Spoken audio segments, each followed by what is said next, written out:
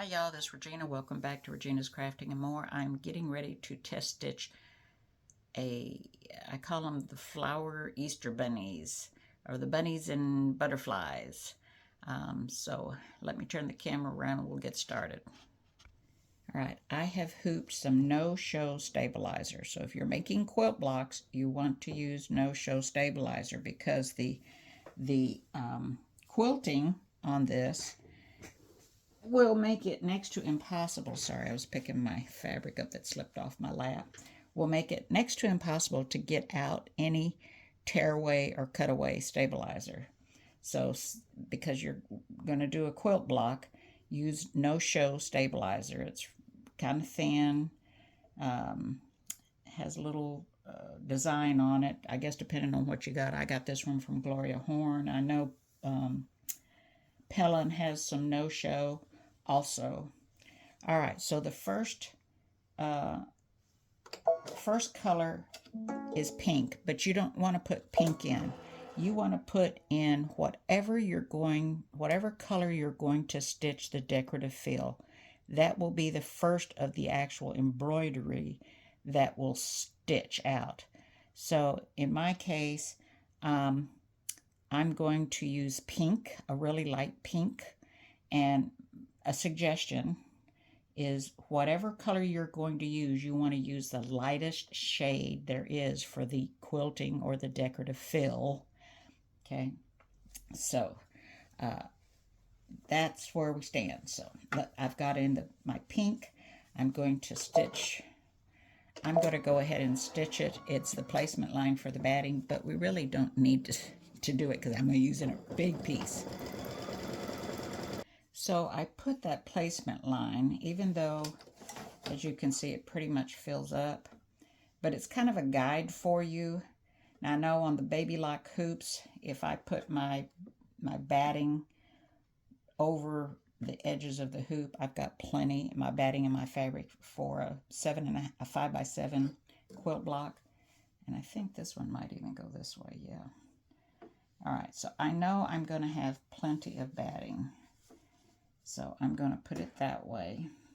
This is scraps. And color stop number 2 is going to tack that down. It's in blue. You do not have to change thread color. This is going to just tack it and hold it in place. If you're one of those that likes to put your fabric and your batting down at the same time, feel free to do it, and then you would just skip the next step. But I'm doing it the way that the design says. Now, I starch and press my fabric, and I don't like to have the wrinkles in my batting, so I did give this a little press.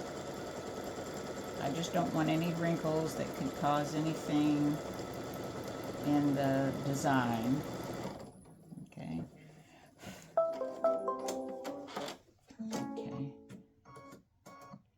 So color stop number 3 will tack down your fabric. And I have a large enough piece here. Let's see, can I go this way? I'm going to go this way. And I think I'm going to just go right to the edge of that batting.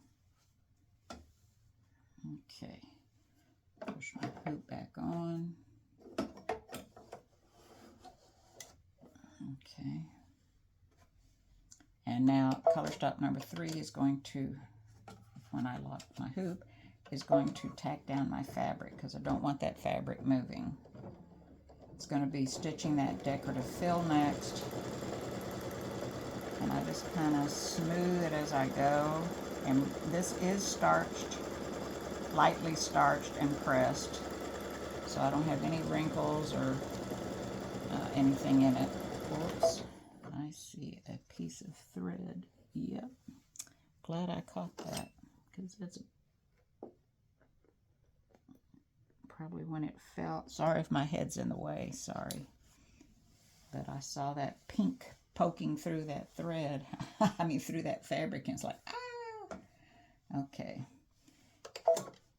All right, so we're just going to keep smoothing that fabric over so it doesn't get any wrinkles in it.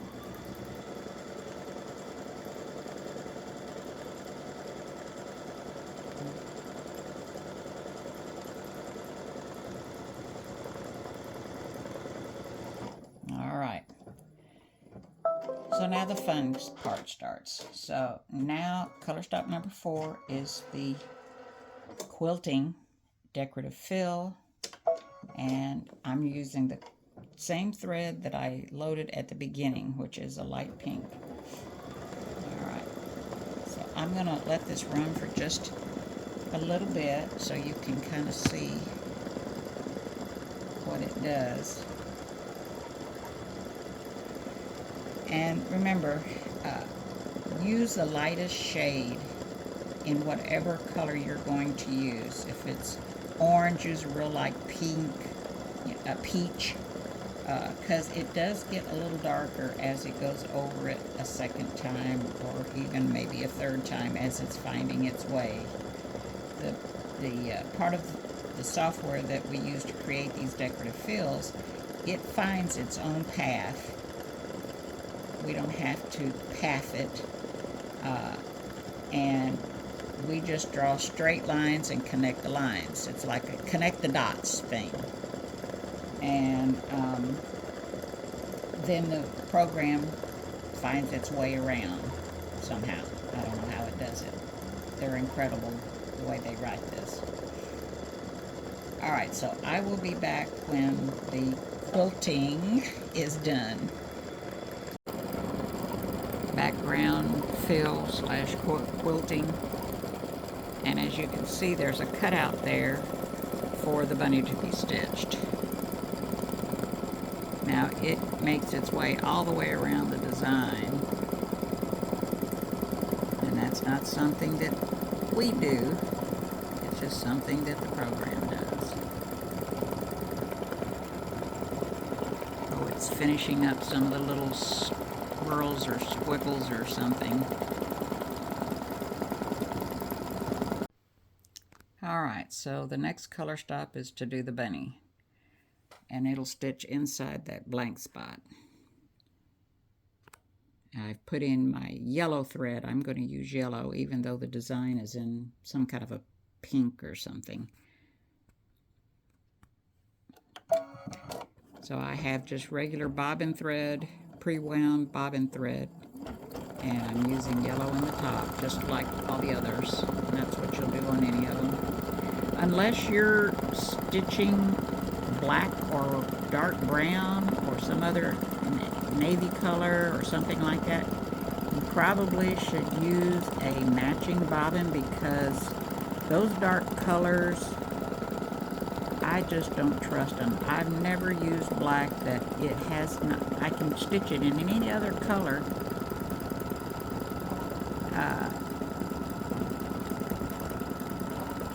That's weird. Oh, that's the butterflies over there. Any black or navy or dark brown or whatever, every time you stitch it out, it doesn't look finished. You can stitch it in any other color and it looks fine. So I always put in a matching bobbin.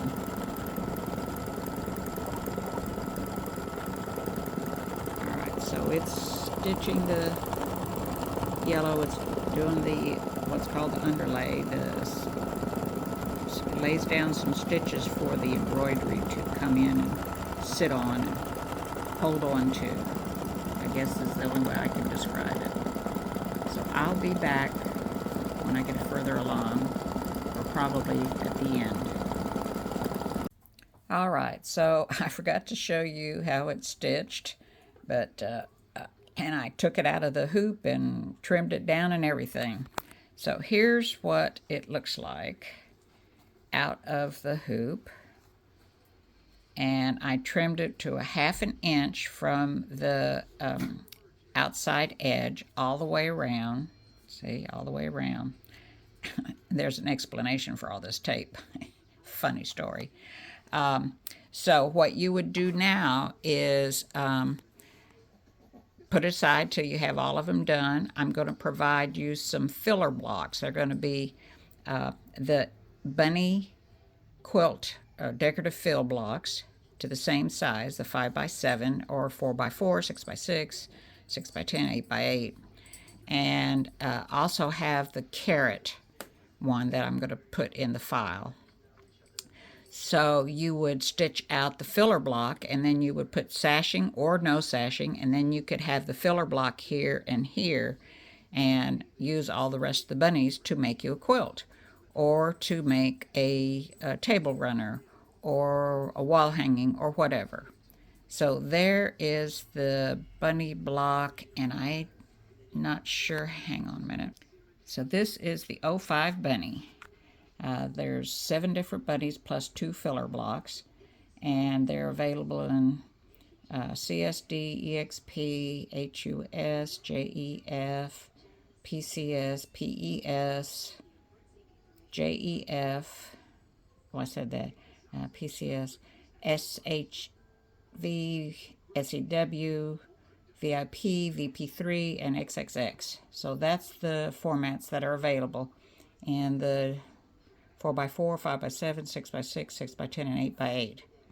And I'll put links to the Etsy shop below, along with my Facebook group link. Thanks for watching. Appreciate it. Enjoy.